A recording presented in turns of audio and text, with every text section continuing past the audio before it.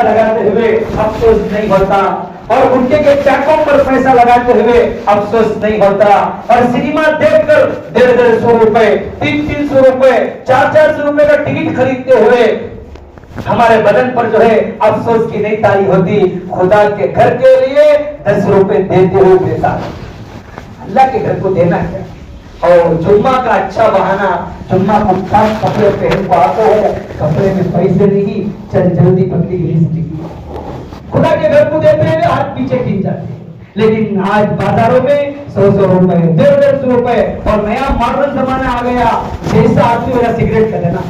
یہ تو میں لوگ بولے سو یہ سگریٹ نکل کو بتا کہ نیا برانڈ کا سگریٹ آپ کو ہے کہتے، یہ سگریٹ 10 روپے کا تو وہ سگریٹ 50 روپے کی، اور وہ کیا کرتا ہوں مالداران خالی پینا کرتے، غریب آدمی آپ پی سکا نہیں کہتے، تو قیمت زیادہ نا، اس کا پیک 500 روپے کا تھے، خاص دکانوں میں ملتا کرتے، وہ اس کے پیچھے لاکھوں روپے لگ رہا ہے،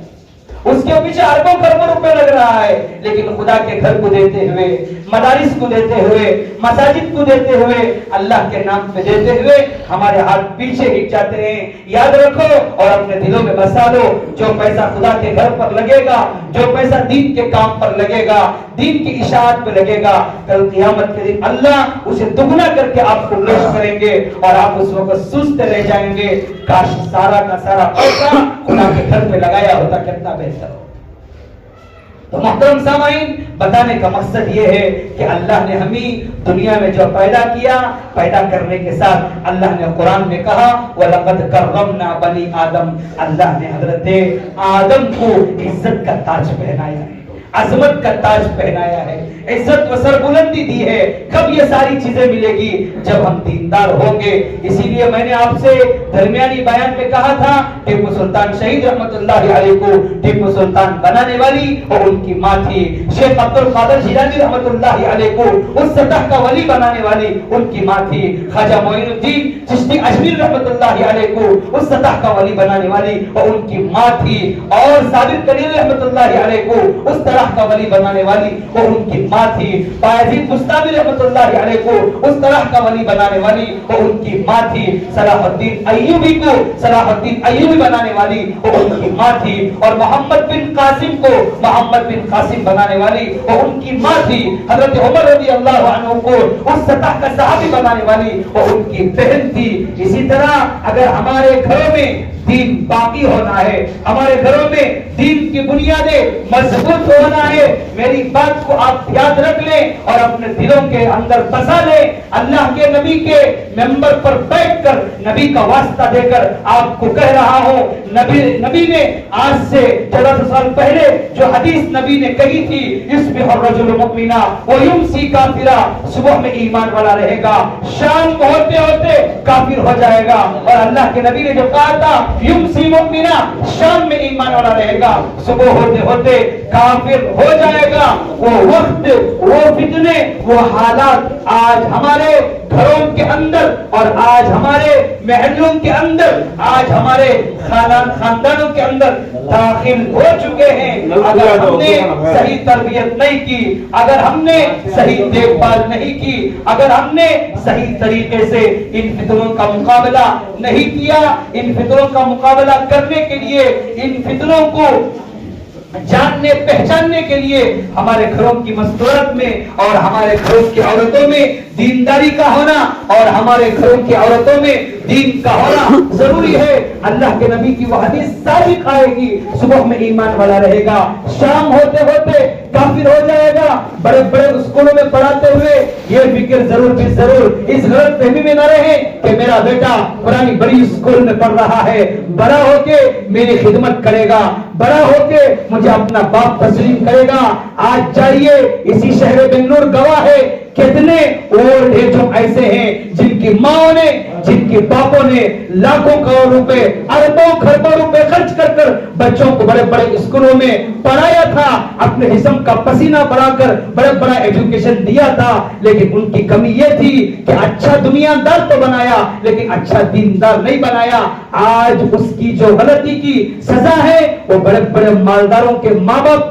آج جو ہے اولڈ ایج ہوم میں سڑ رہے ہیں۔ سال میں ایک مرتبہ ان کا بچہ آتا ہے، دیکھتا ہے، پیسہ بنتا ہے، چلا جاتا جاتا ہے دنیا دار تو بنایا لیکن دیندار نہیں بنایا، سزا آج بخود بھگت رہے۔